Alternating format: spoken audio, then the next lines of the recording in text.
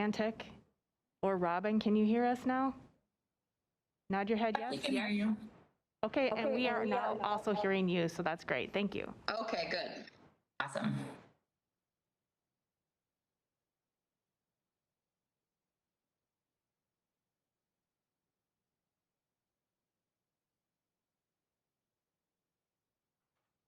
Amy, we're still waiting for one person, right? Yep, we need one more.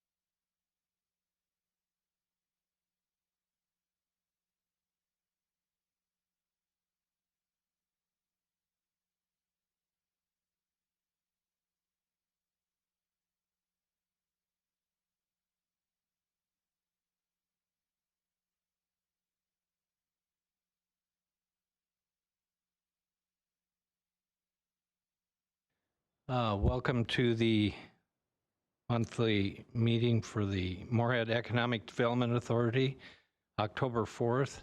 I'm Michael Burns, the chairperson, and I call this meeting to order. Would you please read the roll, Amy? Thank you, Mr. Chair. Members present currently include Michael Burns, Chad Koda, Jeff Schauman, Bobby Soline, and Deb White. We will note as members join, we will note it during the meeting. Thank you. Thank you. Are there any agenda amendments? Mr. Chair, with one short of a quorum, we will look to maybe do commissioner reports. So number 5, we'll maybe have Sherry do an MBA report. And then if we don't have a quorum, we'll go to number 7, the onward Moorhead presentation. All right, thank you. Any commissioners' reports? Sherry, if you would. Yeah. Please take your mask off when you're presenting.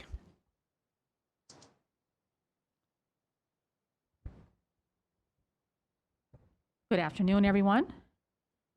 I'm Sherry Larson. I am the Executive Director for the Moorhead Business Association, here to give an update for this month. The Moorhead Business Association is celebrating our 11 years, committed to building a better place to conduct business by enhancing current businesses and creating a community atmosphere which will help encourage new businesses. We just had the Bridge Bash 2021, a new look, a new location, and a new time. What an awesome day to welcome back the college students on Saturday, September 18th at Viking Ship Park. A big thank you to Fix It Forward Auto Care and the Radio FM Media as our main sponsors.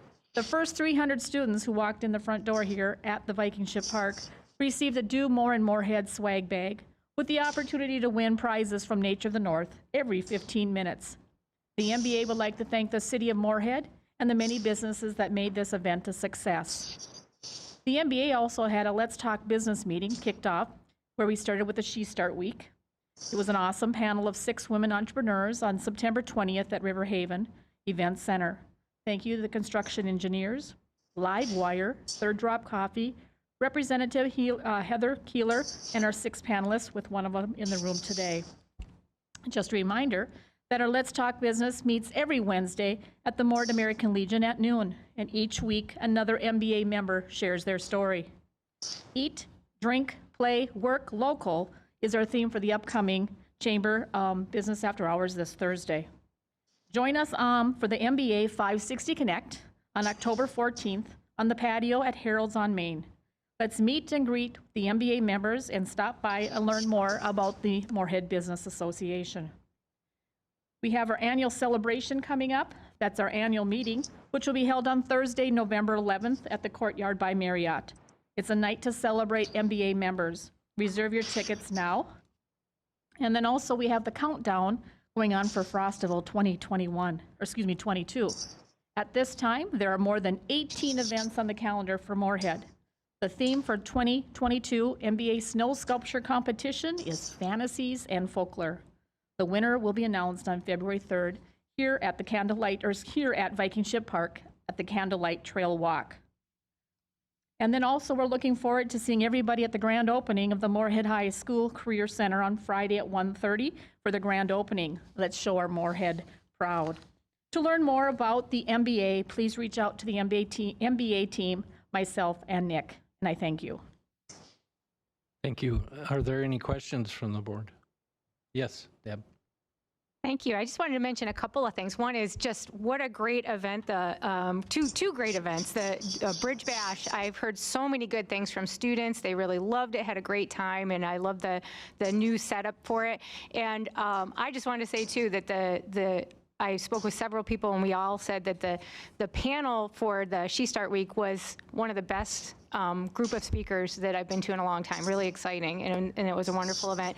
And I also wanted to mention, because I had the opportunity to run into Sherry when it was 90 degrees last week, and she had her Frostival bomber hat on. I think that you mentioned too, if people want to organize an event, that you're taking applications for that, and what's the deadline for that? I don't know if you want to just give a little information in case people have ideas for things they'd like to add in Frostival, because it just gets better every year. Thanks, Deb. Absolutely. So Frostival 2022, if you are interested in a business or collaborating with another business, we have been meeting monthly since February. And so we will announce on our MBA page as well as the Moorhead Frostival Facebook page when our next meeting would be. But we would really love to have some community events for the families. We can do 18 or older, 21 and older, whatever it might be. But think outside the box. We want to make some fun events. I know Deb's thinking outside the box for one of her events. And if you're interested, please reach out to the MBA or else to the CVB. Any other questions? Hearing none, thank you. You're welcome. Thank you. Now, since Board Member Karoun joined us, we now have a quorum, so we'll go back to the agenda order. So at this point, are there any agenda amendments? Chair Burns, just one note on item 8. We don't have our second listed under the motion. I don't know if we want to just get that added.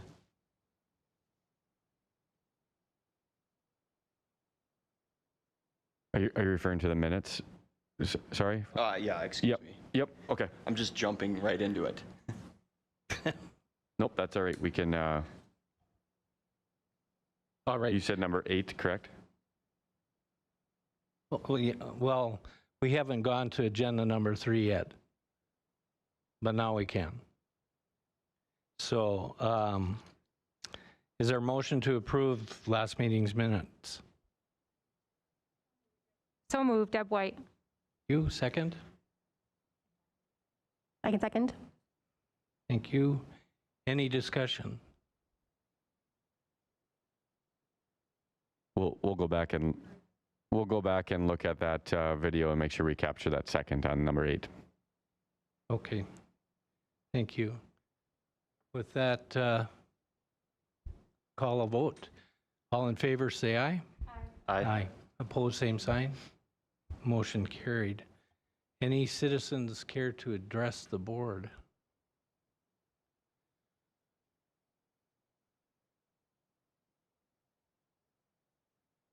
Moving on, is John Shockley available?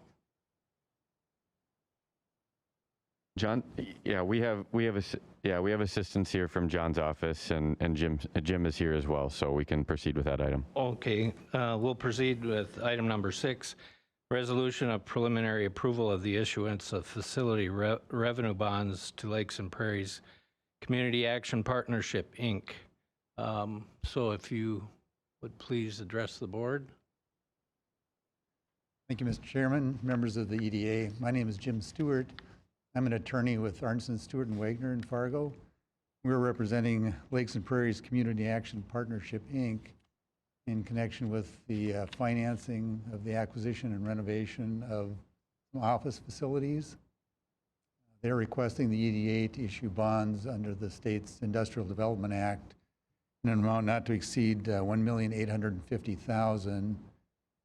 Lakes and Prairies currently occupies one of the units in this condominium facility, and they're acquiring 4 additional units in that same office facility. They're acquiring them from Solutions Behavioral, which you may recall that the EDA financed those 4 units for Solutions a few years ago. Solutions now built a new building, and they're selling these units to Lakes and Prairies. Under the state's Industrial Development Act, the authority has no liability for any payments. Lakes and Prairies is solely responsible for repaying the bonds. This is subject to approval from the Department of Employment and Economic Development, and also to a public hearing. We're requesting the EDA to schedule a public hearing for the November 1st meeting. If you have any questions regarding the financing or procedures, I'd be happy to answer them. Anyone have any questions? Jim, I just have one. Do you know what year the bonds would that be, this calendar year or 2022? For this financing is intended to be done in this calendar year, and so we would be using a part of the bank qualified allocation for 2021. So we've been asked to approve a motion for the adoption of the resolution, which will go before City Council. And I'm looking for a motion to do so. So moved. Deb White seconds. Thank you. Any further discussion? Hearing none, all in favor of the motion say aye. Aye. Opposed, same sign. Motion is carried. Thank you.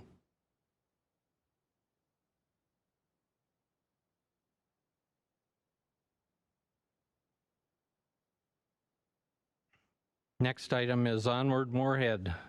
Derek, would you like to introduce? Yeah, I'll I'll be pretty brief. I know we got Robin Houston with the Planning Department, who's been the lead on the City Comprehensive Plan, Onward Moorhead.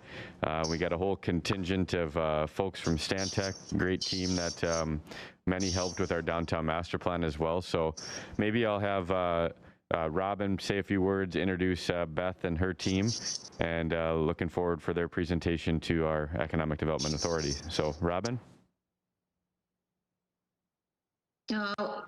Looks like we're still in the morning. Good morning. I'm Robin Houston. I'm the Moorhead City Planner, and we are here with our consultant Stantec to give you an update on where we are with the comprehensive plan update.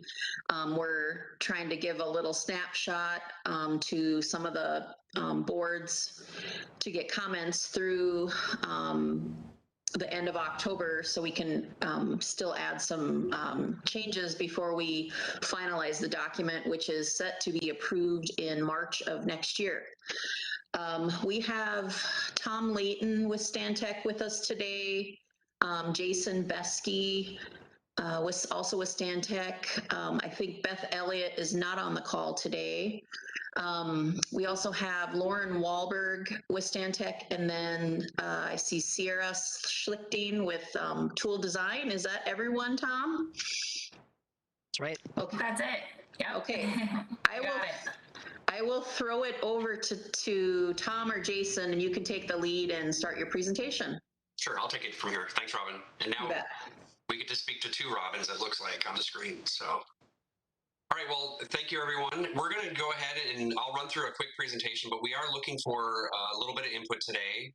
Before that, I would like to go ahead and introduce the team quickly. I'll start. My name is Jason Besky.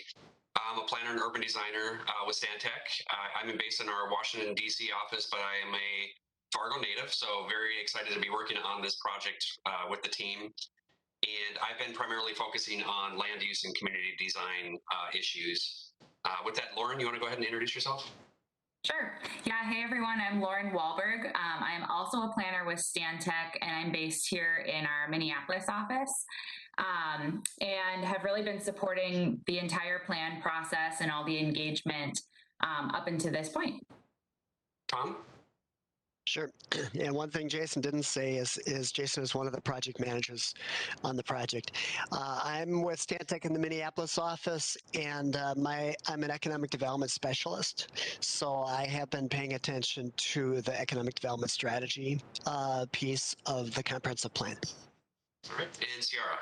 Hi, Ciara Schlichting with Tool Design. I'm having a hard time hearing you, Ciara. Oh. Ciara. That's why. Ciara Schlichting. A mic in the hair doesn't help.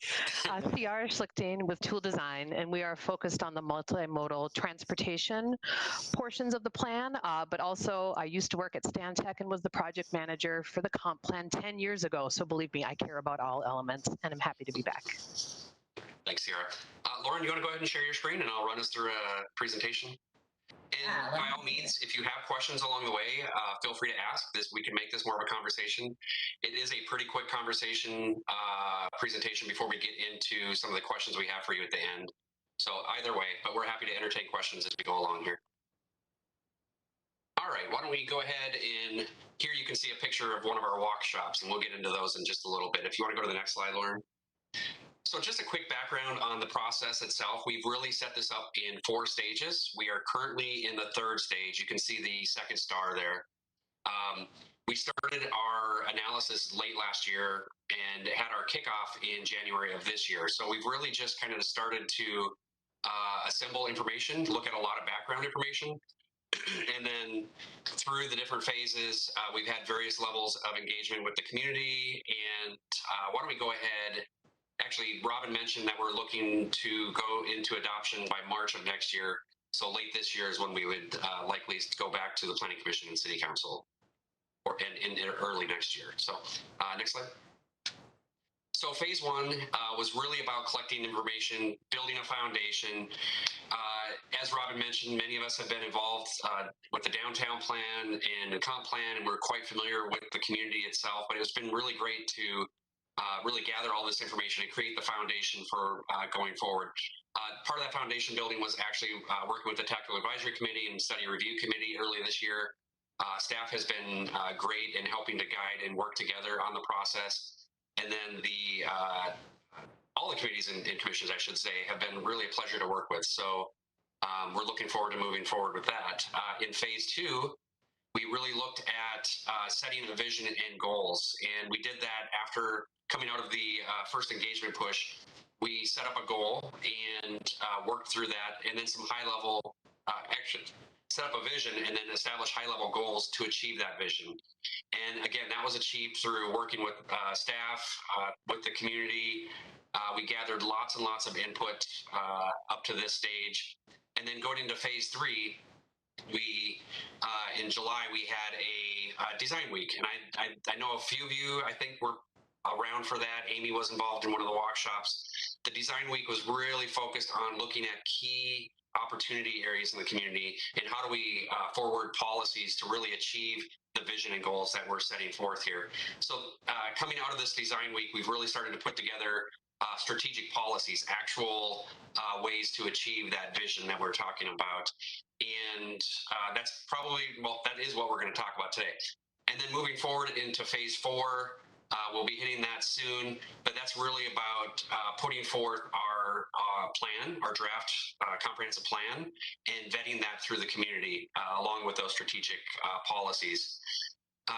Also in this, we're going to have a story. There's an existing story map. If you're not familiar with that, we can get you the link, but it's really a great way to go online and be able to see what has happened to date with engagement and the input that we've collected. And it's really an easy way for you to tell the story of the comprehensive plan and what the key takeaways are. So we will, as I mentioned, start the approval process late winter in hopes that we have captured the sentiments and that elected and appointed officials agree. You're definitely part of fine-tuning this message and helping us make sure that we have the right policies in place as we do get into developing the final draft plan. So coming out of our initial engagement, and particularly out of the design week, we tried to take that vision and goals and really mold it into 5 big ideas. This, you can almost look at this as the elevator pitch for the input that we've received to date. And we think the big ideas coming out of the comprehensive plan that we're hoping people can easily embrace and be able to speak to. And I'll just touch upon these kind of at a high level, but the first and foremost is really about downtown, continuing to focus on the importance of downtown. We look at downtown as kind of the hub at the middle of the community, and going out from there are a lot of spokes. So out to the East 10 area, south to Holiday along, the 8th Street corridor, and east on the Main Street corridor, First Avenue corridor. There's a lot that we want to do to focus on downtown and continue to make that the cultural center of the community, and incorporating a range of retail and housing options to only build upon and help transform, strengthen downtown. The second big idea is integrating land uses in redevelopment areas and infill areas that are, they build on existing retail centers. For example, let's look at Holiday. And are there things we can do to strengthen the Holiday area? For example, being able to allow residential uses or mixed use within the Holiday area. And some of the other areas that we would consider gray fields, maybe along the East 10 as you come into the community. The third big idea is all about connecting the neighborhoods to the rest of the community, and that's to get people downtown, people to the community amenities such as the Red River, Yumcombe Center, Viking Ship Park, etc. So having a connected neighborhood and a connected Moorhead with bike trails and parks along the way is really an important idea that we want to carry forward. Fourth idea is embracing resilient environmental solutions. This is all about sustainability, energy and climate adaptation, and building a greener community. So this, in a way, does go hand in hand with our the parks and open spaces in Moorhead. And then the fifth idea is all about economic development and building and nurturing local businesses. We recognize this as a key component of the community. Unlike many communities that I work with, Moorhead really does have a strong locally based community retail network, as well as the people that patronize those businesses. So we really want to build on that and ensure that that is a part of the success of Moorhead moving forward. All right, so one thing we do, and this is kind of a starting step, because land use and design really do go intrinsically with economic development and economic competitiveness, which is one of the elements of our plan. So if we get the land use right, it's going to help the job of the economic development side of things. So we are looking really deeply at creating a overarching framework to guide the land use. So you can see 4 steps here: framework, land use, design principles, and place types. I'll go into each one of those one at a time real quickly, but they build on each other. So starting with the overarching framework here on the next slide, we looked at the community early on and really tried to put it into 4 different buckets. Transformational buckets, those are the areas where we envision the most intervention and the most possibility for change and transformation. Strengthen are those areas that are strong already. I mentioned Holiday and East 10, but they're areas that we feel we can really build on by looking at land use and what types of connections we create to those land uses. The areas to enhance, you'll see in this map, are mostly the single-family neighborhoods. And those are areas that will not see that higher level of intervention that we envision for transform and strengthen areas, but they're areas that we want to continue to enhance, whether it be additional connectivity, landscaping, signage, things of that nature.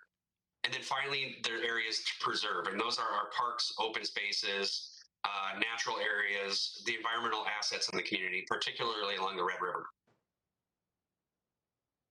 Once we establish this framework, we are able to go ahead and start to apply land uses.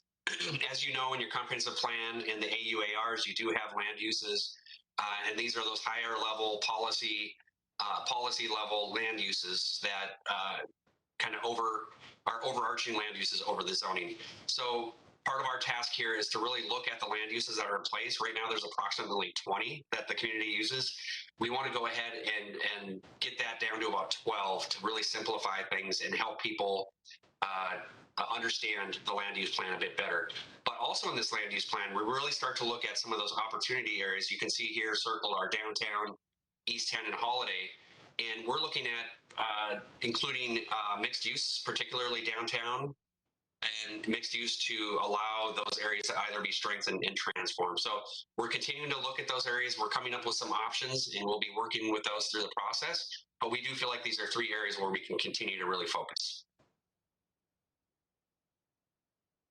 Underneath land use, the land uses throughout the community, we are planning to put design principles. And this is a growing trend within comprehensive plans. And we think to a certain degree, if we calibrate the principles, we don't want these to be mandated requirements or regulatory by any means. This is still got to, at the comp plan, it's got to be at a policy level guidance. But putting design principles in place, and you can see a couple examples here. One is how do you transform strip malls, for example, if they redevelop?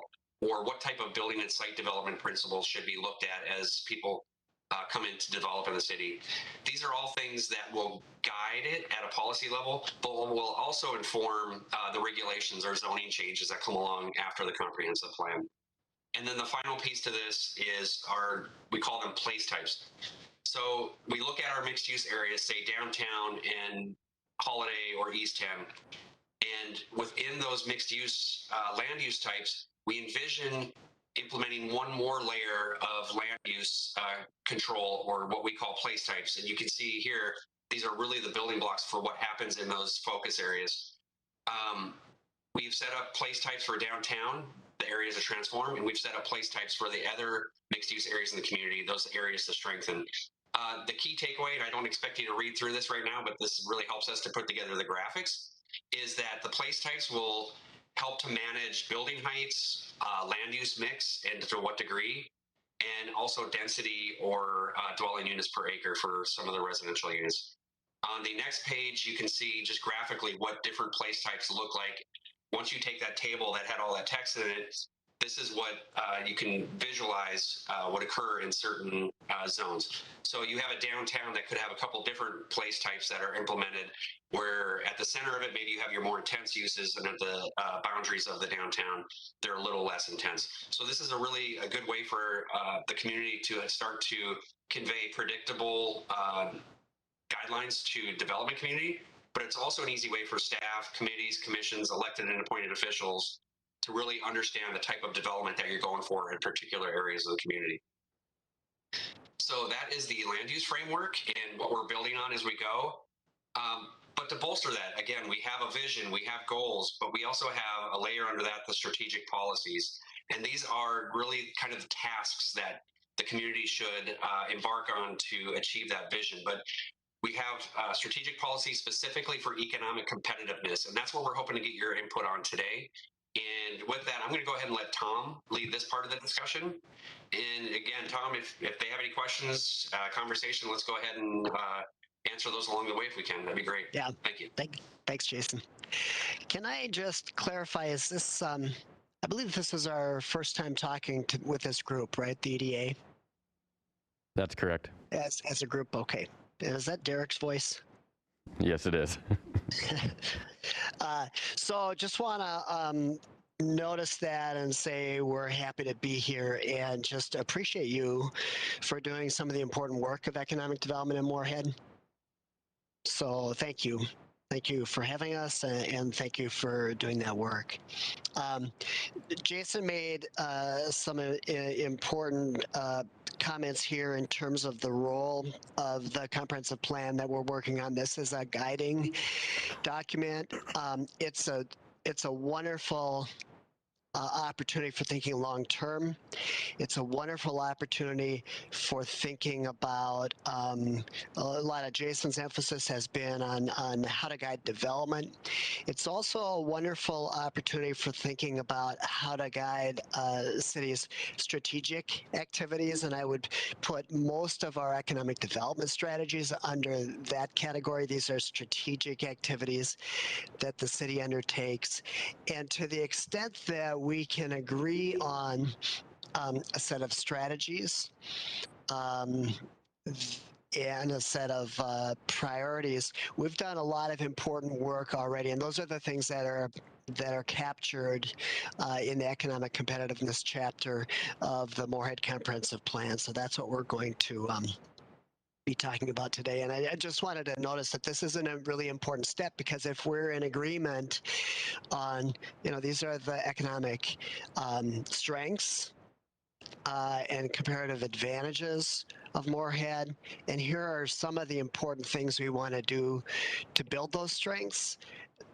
That's significant work. So we have, with the input from a number of meetings, drafted a set of those priorities and strategies and ideas, and that's what we want to review with you today. Is that making sense to people? I'm not sure I'll be able to tell if you're nodding. If that makes sense to you, I want you to shout real loud, yeah. Yes. Unless there's questions at that point, I'll trust that you're with me on that. So what we're going to do is we're going to review this set of strategies, and the input we are interested from you on, or with respect to these, could be, there's an important activity that we do at the EDA, or that we think is important to the, the economic competitiveness of Moorhead that's not captured here.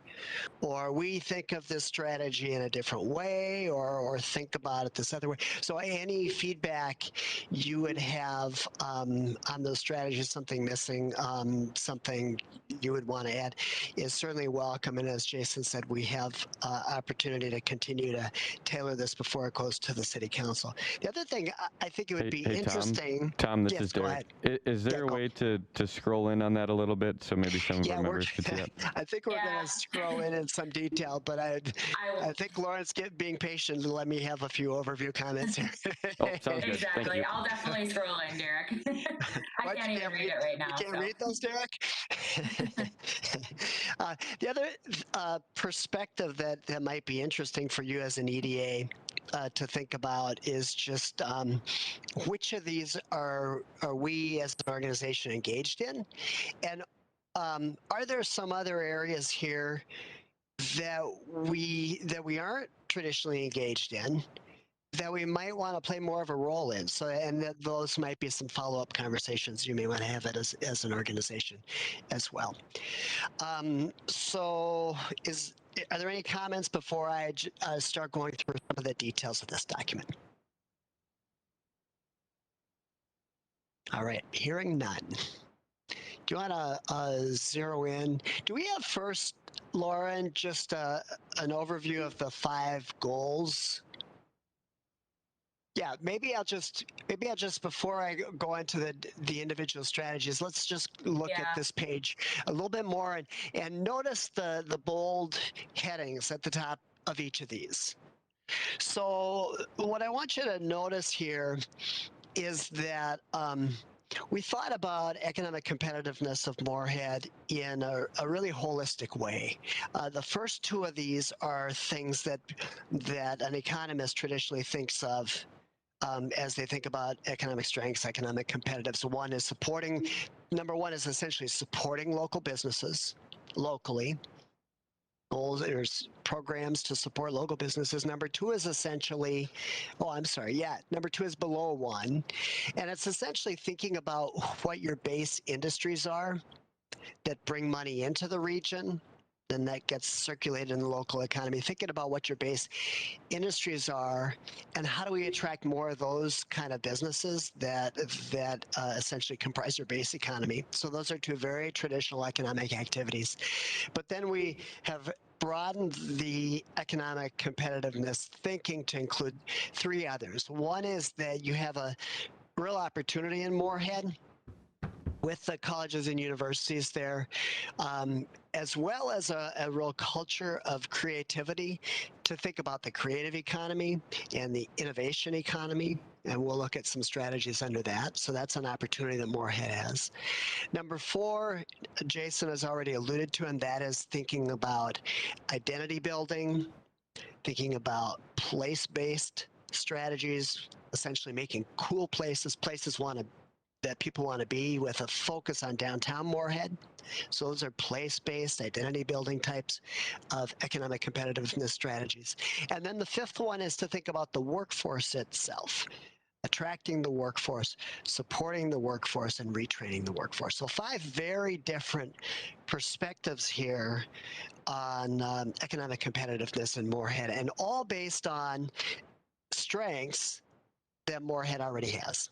Okay, so let's zero in, and I'll continue to talk about these. And again, if you have a question or a comment on any of these, please interrupt as we go. It's just going to be a little bit more interesting if you just voice those things. So thank you. Can you see those in the room? Yes, we can. Is that big enough? Yep, we can. Thank you.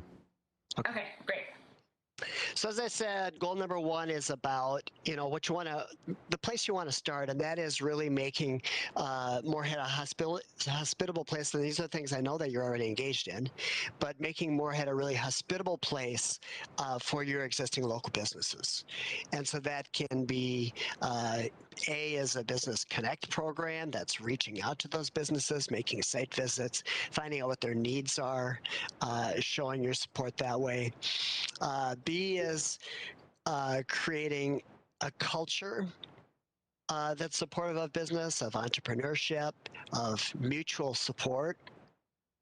And C is when you promote buying locally.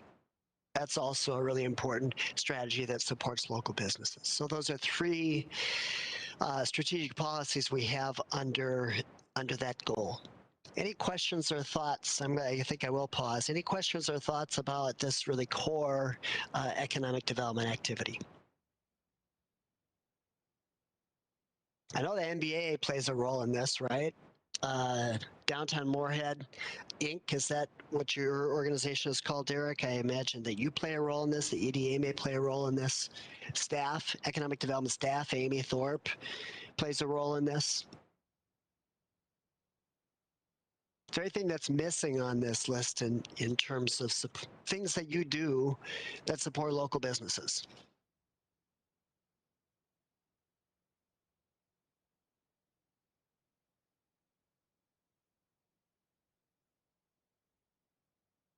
All right. Let's go to the next one.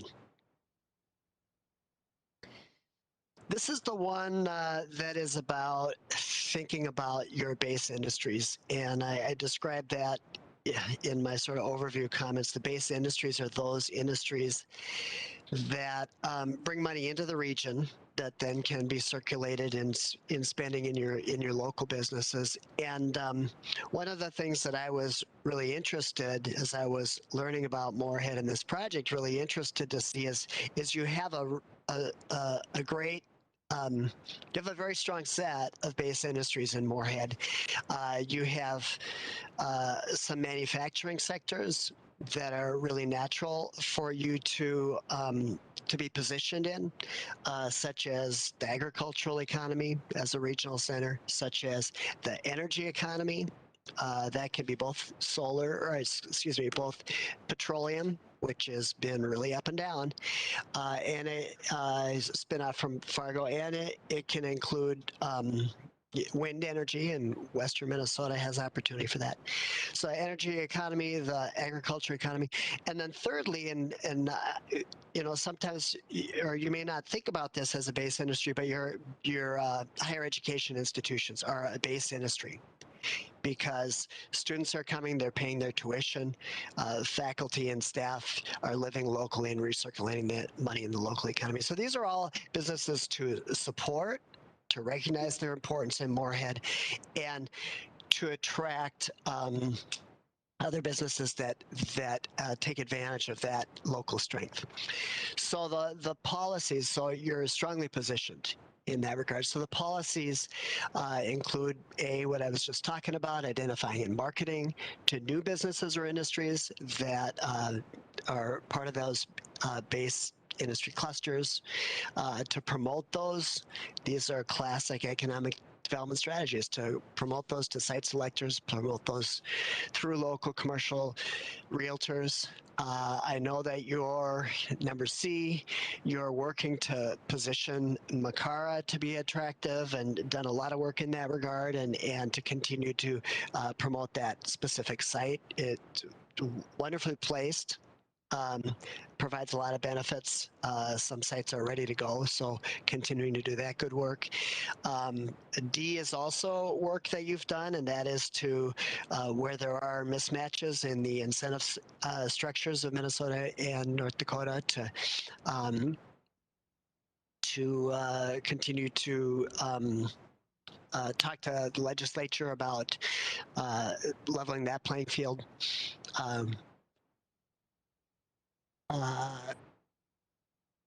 The number E is your incentive structure in attracting businesses, and number F is thinking about ways to support the educational institutions and to support their growth if possible. Thoughts about that? Yes, Deb. Thank you, Mr. Chair. This is where I mentioned a little bit about this when we had the presentation at council, that I think one of the things that would be valuable is to do something to acknowledge and build on some of the work we're doing to expand and support entrepreneurs within underrepresented communities. So we're seeing, for instance, the work we're doing to help more minority-owned and women-owned businesses. Veterans are another group that we've been supporting.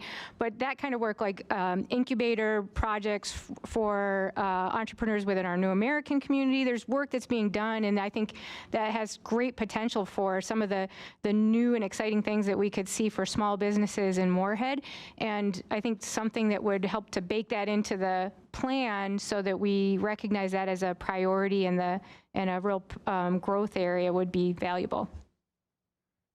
That's a great comment, and I could see that fitting here. I could see that fitting in the first goal. I could also see that we have the next goal. I think it is supporting the creative and innovation economy. I could see it fitting there potentially.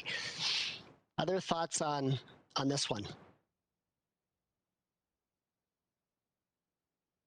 All right, so moving on to the creative and innovation economy. And these are the innovation economy, really promoting culture of startups.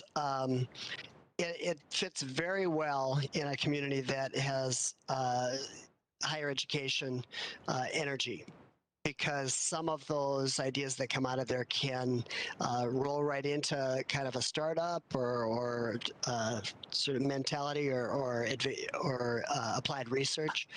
So that's something to keep your eyes out for and look for. And there's really a creative economy ecosystem already in Moorhead as well. And to support that and realize how that brings attention and identity to Moorhead. Yeah, go ahead.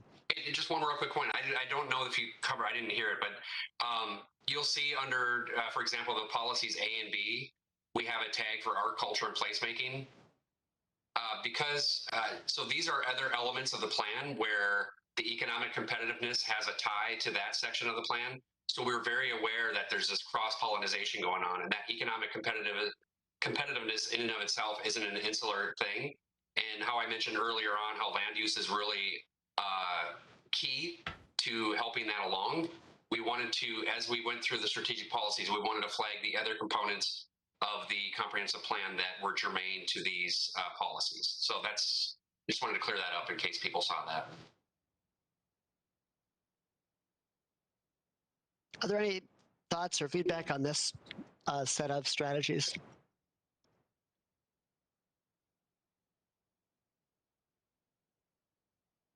All right, moving on.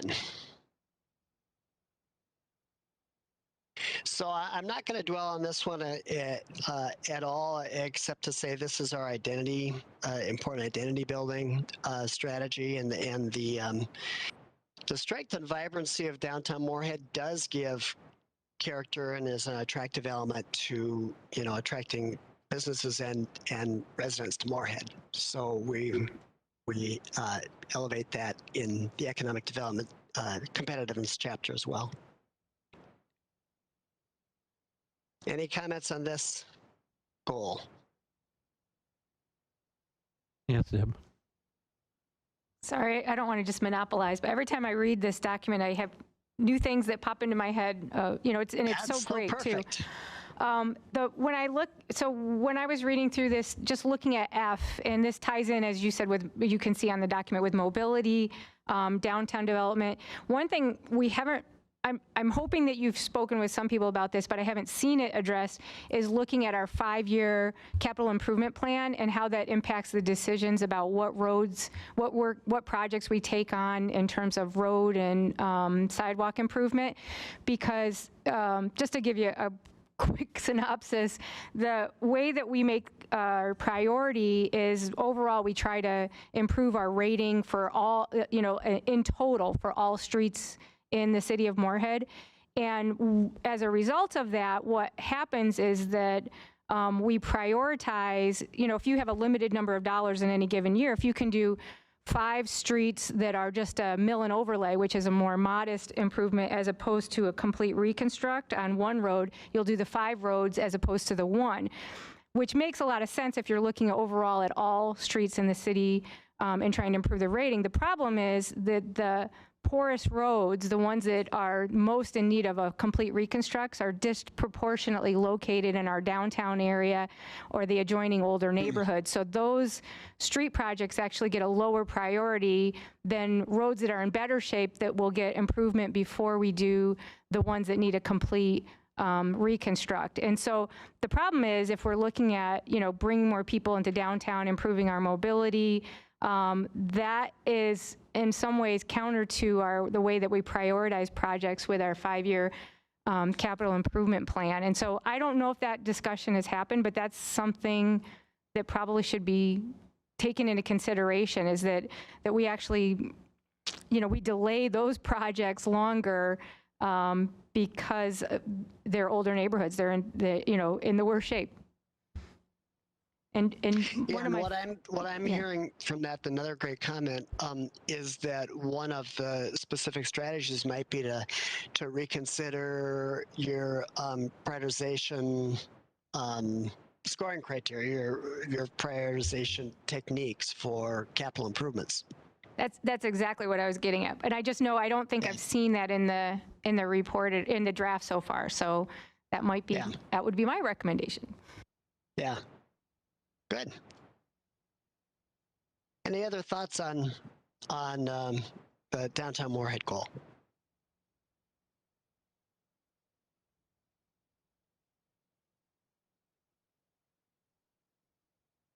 Okay, and then the final goal is, this is one that I think we all need to care a lot about, and that is if we're making a place hospitable and welcoming to the workforce, then that's really attractive to businesses as well. And it obviously supports your local business community. So some of the things that are important to attracting the workforce in Moorhead, like it is in a lot of places, is having a supply of and variety of affordable housing options. The child care, having a provision of affordable child care is also important, and I think it's getting increasing attention. And then lastly, and in a time of rapid economic changes, this becomes more important, and that is to continue to have capacity to retrain and do customized training for the needs of local business, so that they can make hires and support those hires in doing the activities that they need. So those are the policies we have under and strategies we have under this goal.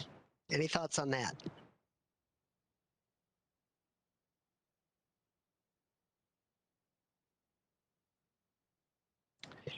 Are there any broad ideas that you don't see represented here?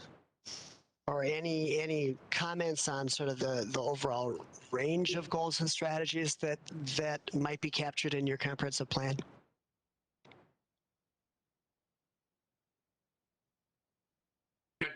Tom, I'll pick up on what was just said, the prioritization. I think that's really important. And, you know, one thing we want to do at the end of the day, you know, we've all seen plans that sit on the shelf after they've been adopted.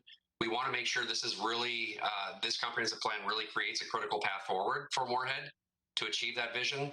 So in that vein, if there are things that EDA sees as priorities throughout these strategic policies, that would be really important to know. And we can make sure that those are, I guess, in a way flagged as this committee's priorities. But also, as we develop the plan, these are the things that will probably rise to the top and help us to more quickly achieve those goals in the vision. So, you know, we don't have to receive all input today, I guess. But if you have thoughts after it, Robin or Amy would be great to communicate that through.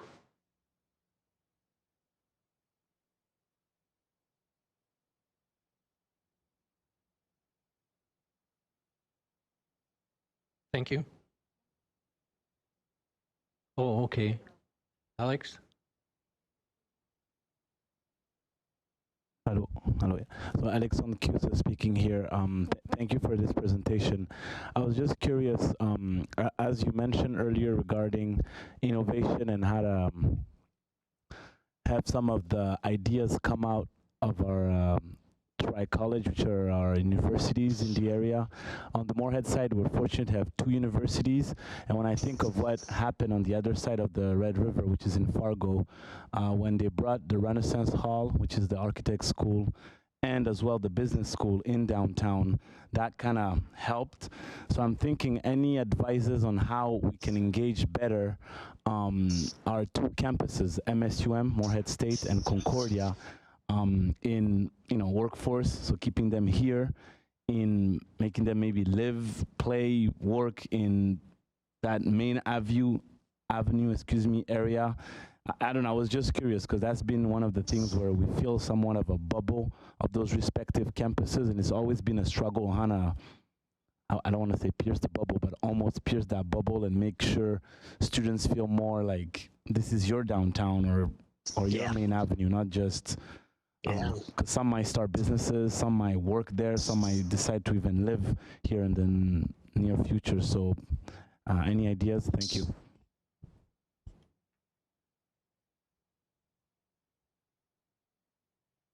I could throw some stuff out. I think that's really worthy of a brainstorming exercise in Moorhead that, as a sole focus, because there's a lot of opportunity there, and to think about how to capture that, I think is worth spending some time on. Just some things that have occurred to me in these conversations. One is that the physical connections matter. So if there's ways for it to feel more comfortably connected on a walking or biking basis, that's important.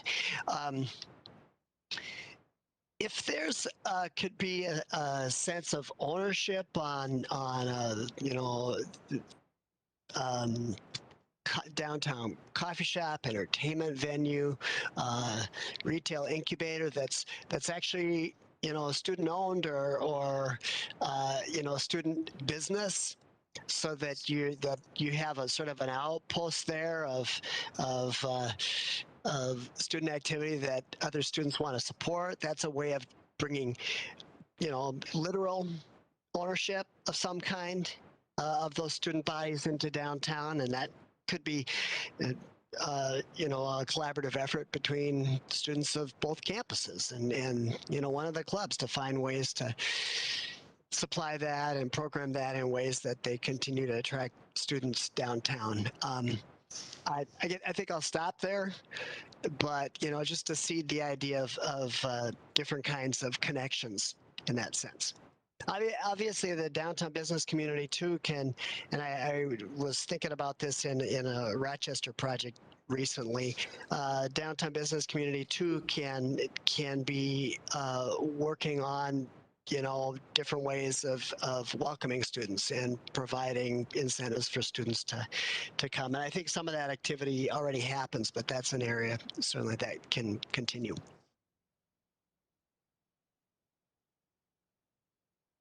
I can just add real quick, and Tom, I think, is absolutely right. It's about creating a place that people want to be and creating the right conditions for students, whether it be open spaces or retail uses or a library, for example, or, quiet places people can study or get together. Creating a downtown Moorhead is going to go along, or building on downtown Moorhead is very vibrant. And creating those connections Tom alluded to is going to start to set up the conditions to get the students to go back and forth.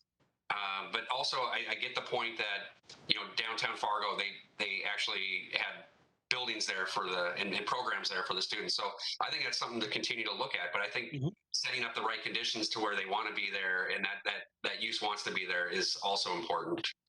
So I think it's a very good piece of input. Is what I'm trying to say. Thank you.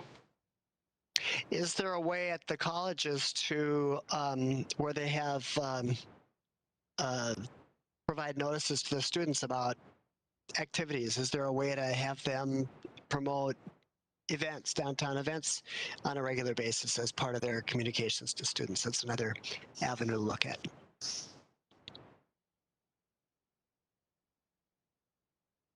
Are there student performances that could get off campus, whether it's comedy or music or things like that? Do you have any questions, Derek? I'll just add, I think your point is very valid. It's probably one of the reasons why the university presidents are on my board, and we've been trying to get them to have a little bit more of a presence in our downtown core because we know how important it is of getting young students involved in our community. So I'll say conversations are ongoing. It's just finding the right partnerships and the right timing of it. You can imagine every university is in a different state during this pandemic. So we'll continue to find partnerships. I think the good thing is we're having more housing opportunities for students to live downtown, which is a great thing. And we're seeing all those new buildings that are being put up being fully occupied. So that's slowly coming and making them aware. I think Sherry and the MBA and others have done a great job with Bridge Bash and other events just to get kids more active in our community too. So it's a high priority is keeping those students involved and wanting to stay in this community to help our workforce issues as well. Thank you. With that, are we ready to move on? I want to thank Stantec and the presentation. It's been very helpful and informative. Thank you. All right, thank you so much.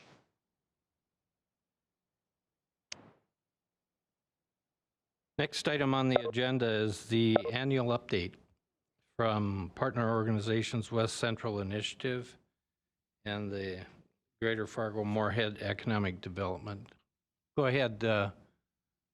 We'll start with West Central Initiative.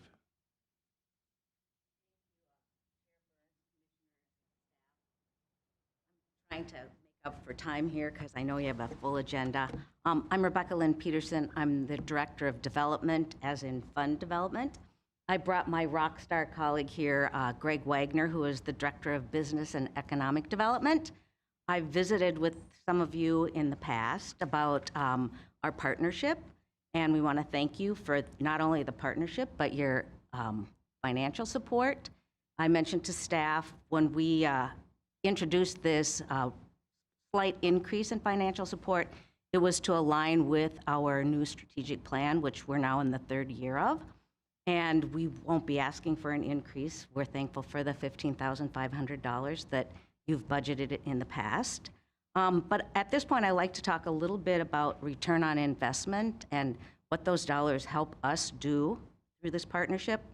Last year during the pandemic, since January 1st of 2020, we made $245,000 in loans to the Moorhead community and $675,000 in grants.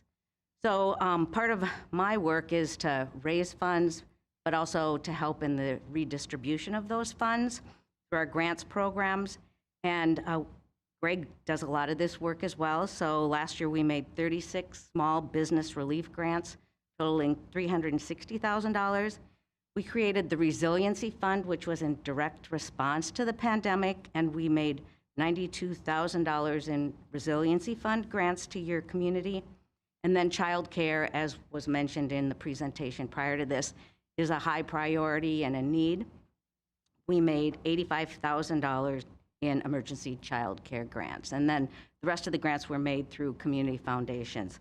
We're right now in the process of revisiting our grants program, what's needed. That's a lot of that work is coming out of the SEDS work. And in your packet, you'll find the Comprehensive Economic Development Strategy report. We still see housing, childcare, workforce as high priorities. There's a recap of how we did the background work and the framework. We also see access to education, resilient infrastructure, transportation, circular agriculture, equity and inclusion as big pieces of that puzzle as well.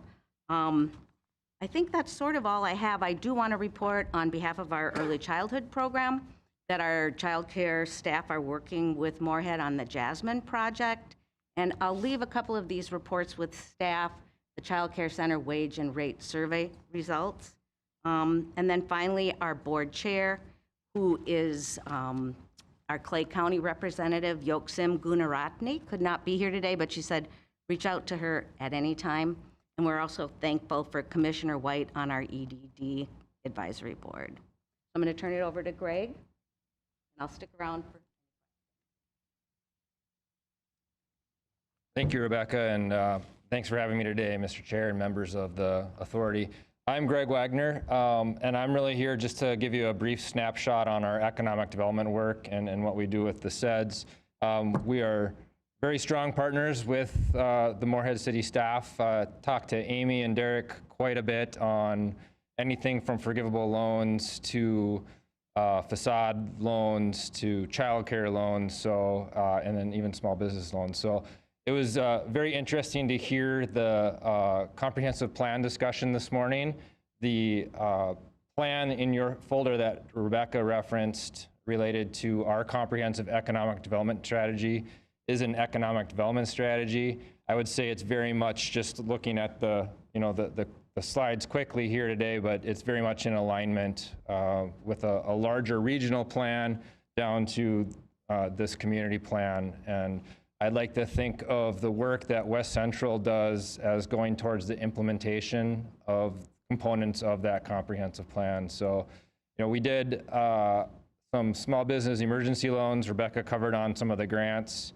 So in this last year, we've been focused primarily and much of our time on helping the state and federal governments deliver dollars to basically prop up businesses in the Moorhead communities and throughout our region. So it's been kind of a blur of work that's a little bit of a deviation from what we traditionally do, and kind of where we're at with economic development now is reconnecting to community and reconnecting our relationships and reestablishing relationships. So I know you have a packed agenda, and I don't want to take too much time, but I would gladly answer any questions or just sit down. I will mention that Joe here, in the spirit of collaboration, we've been having discussions, and I'm not going to take too much of his steam, but he's been helping an organization or a group out of UND on some of this federal ARPA dollars for a Build Back Better challenge, and we've been having some conversations on a joint collaboration with Greater Fargo Moorhead EDC and West Central, and what role we can help in assisting, because it is regional. There is a pesky river between us, but definitely Fargo Moorhead benefit from having each other as neighbors. So thanks for your time. Thank you. I'll just say, Mr. Chair, we appreciate Greg and Rebecca coming up from Fergus Falls.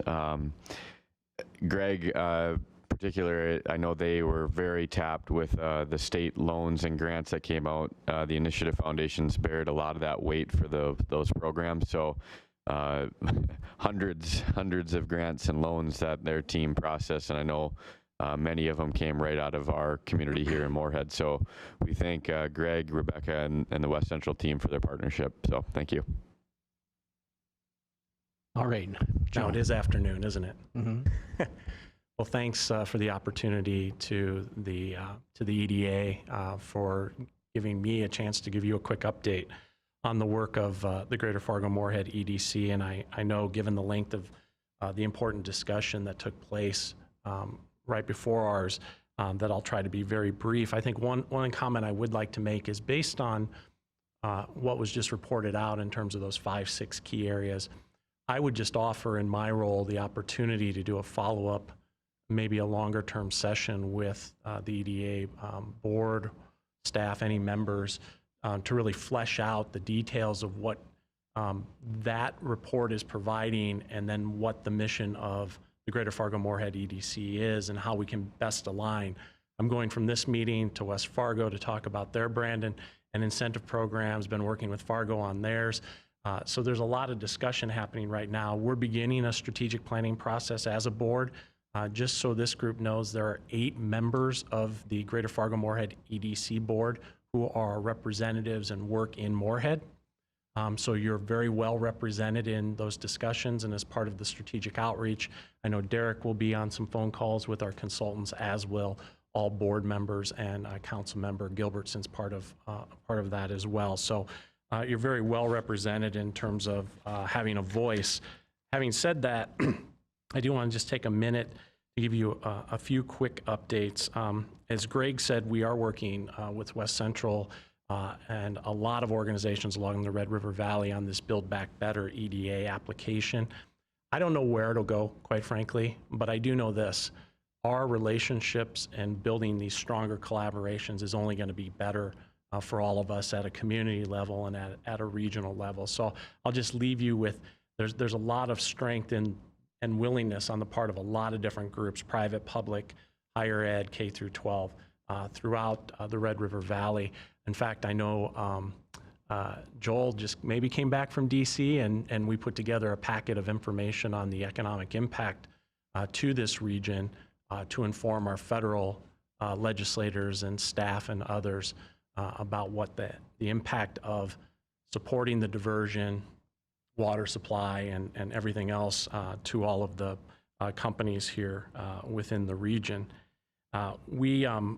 We're in the process of finalizing, just being very specific to Moorhead, finalizing a document-ready site program. I'm happy to say that I believe Ryan on my team maybe have spoke to you guys in the last month or so to get some funding to finish that out for the Makara site. And we're really excited. Once that data is provided, it will be the first platinum site within the region, and will be marketed just like the state of Minnesota is marketing it as a shovel-ready site through Minnesota. We're going to have a national footprint in terms of our marketing of that property for further development.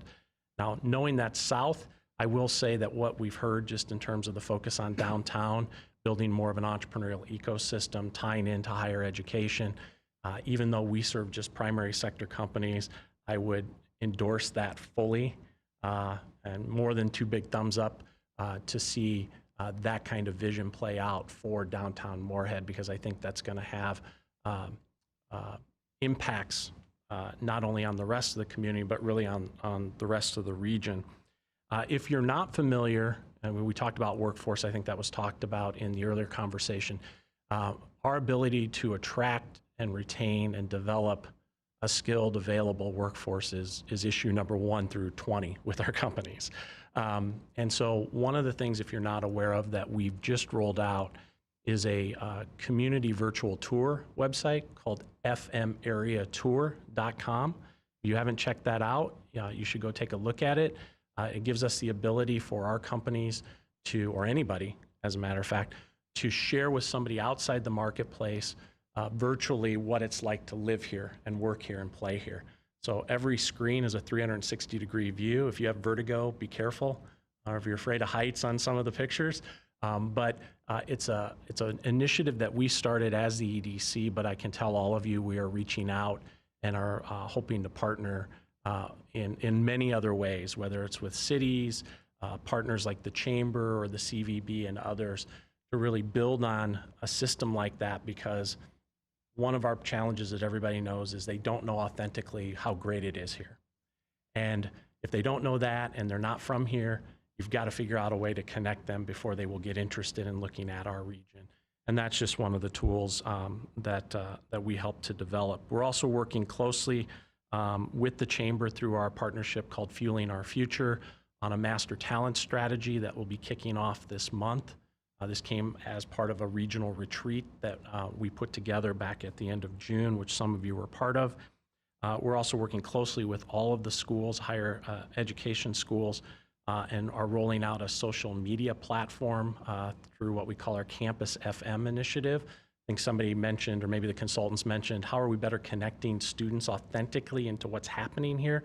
Well, the best way to do that is to give them the tools and the voice to do it and not prescribe it for them. So we're working very closely with Joe Burgum and the folks at Folkways to spread that out across the region.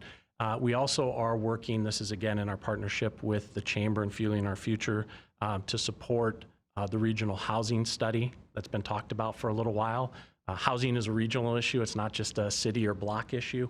And so we want to make sure that we're partnering as best as we can with our cities, our counties, and the different housing authorities to make sure that that work is done, so we're informed to make good informed decisions.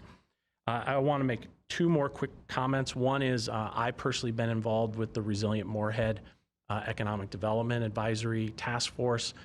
My partner in life, Bree Langemo, who teaches at Concordia, is actually on that board, and she runs the Entrepreneurial Center at Concordia.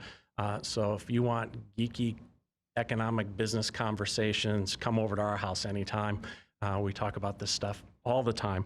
But I do commend the community for their willingness to come together and really look at the issue of resiliency, not only through pandemics like COVID, but economics and social justice and other ways. And lastly, I'll just mention, we do partner closely with Derek and the team on reaching out to the primary sector companies here in the community. We do that through a very strategic process through our business retention expansion program. Sometimes Derek's able to join us, sometimes you have him too busy, but that's why we're a team. In fact, one example is we had a local company that we reached out to, did an interview, and realized that they have a expansion project that we're working with on now. I can't mention who they are just yet, but I will mention companies like Bytespeed.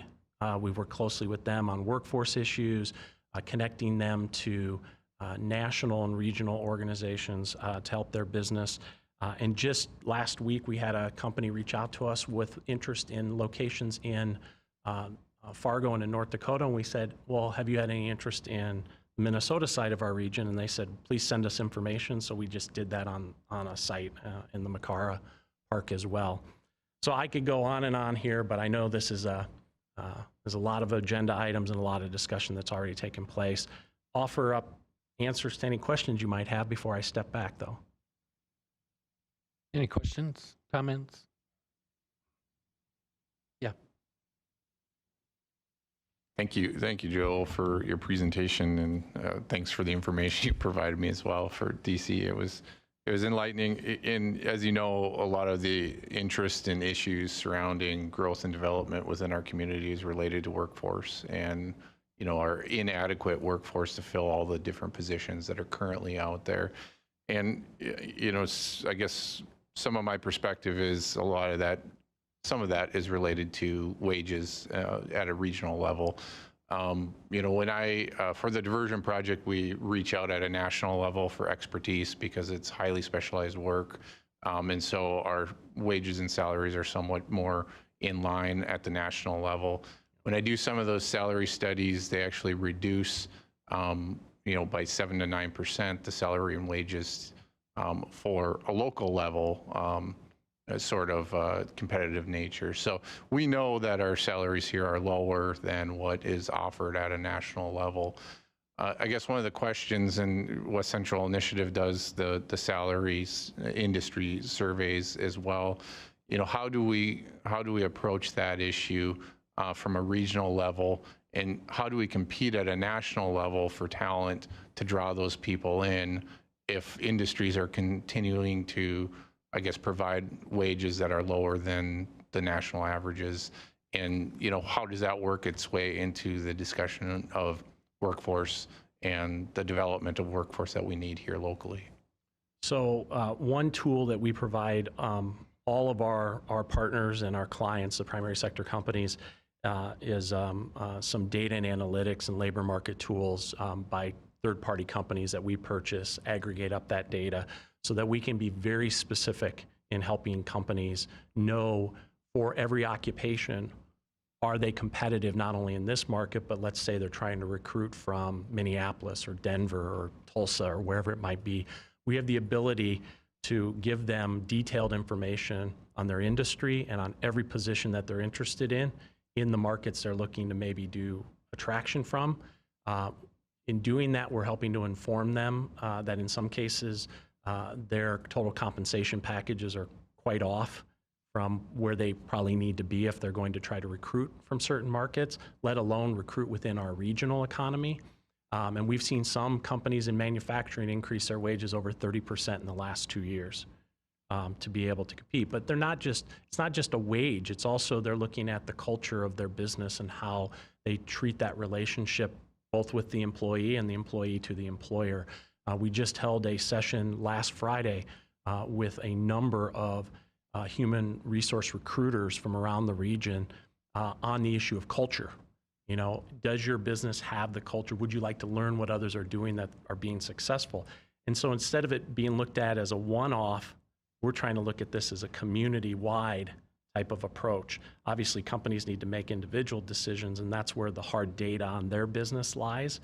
And we can provide them whatever information that's possible. But as we go forward, I mentioned this master talent plan. That plan, in my opinion, first we need to have a common language. Are we understanding the 4 components of workforce? And then are we understanding what we're doing and how that fits up into those different components? But data is going to be king in these processes, just like I mentioned with the housing study. We say we have a housing issue, but do we know exactly what that means? And I'd say the answer to that right now is we probably don't. And that's kind of the same thing with workforce. Last thing I'll say on that is, here's the good news. We're all in this. I mean, across the country and around the world. So if we can just be better than most, we'll have an advantage. Thanks for that, Joe. And it's great to hear that success and the resources that you provide. And you're absolutely right. I mean, this whole conversation surrounds our local EDA, the regional EDC, West Central Initiative, all of the partners involved.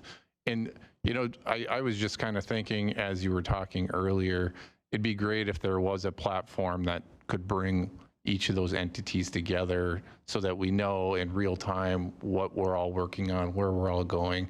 And I know that's part of your mission is to kind of bring some of that together. So if I could, we are in the process of, and we've started already, I serve on one of the MetroCog committees, and realize that a lot of our organizations have a lot of good data. The question is do we know what each other has? And so we're starting to bring, and I'm one, the data geeks, to the table to say, what systems do you have and what information is that giving us? Because it might help not only us inform us, but other partners be better informed.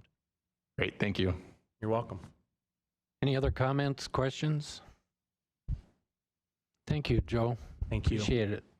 I'll just say again, too, we appreciate Joe and his team. Obviously, lots of partnerships, lots of conversations. Very thankful for them and what they provide us and the partnerships that we've created over the last number of years as well. Thank you, Joe. Thank you. And moving on, Derek.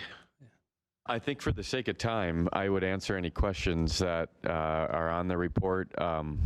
lots of great things. There's lots of things happening in our community right now, which is great.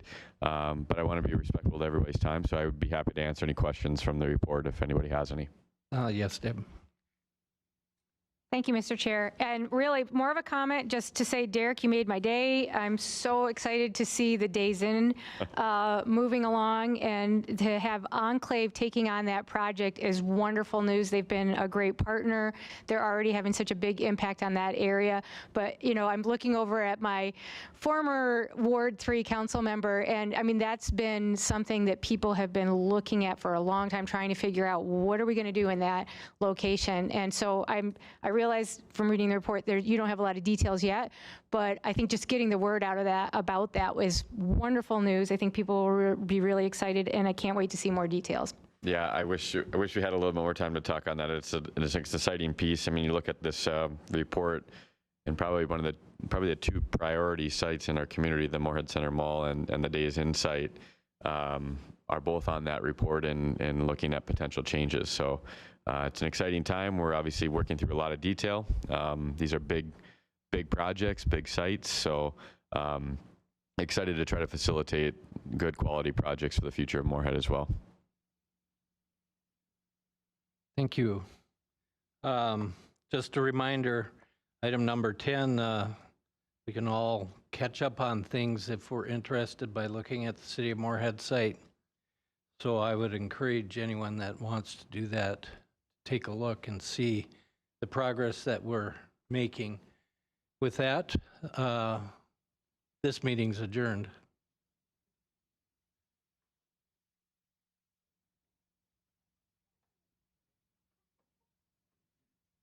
As you're all gathering up your stuff and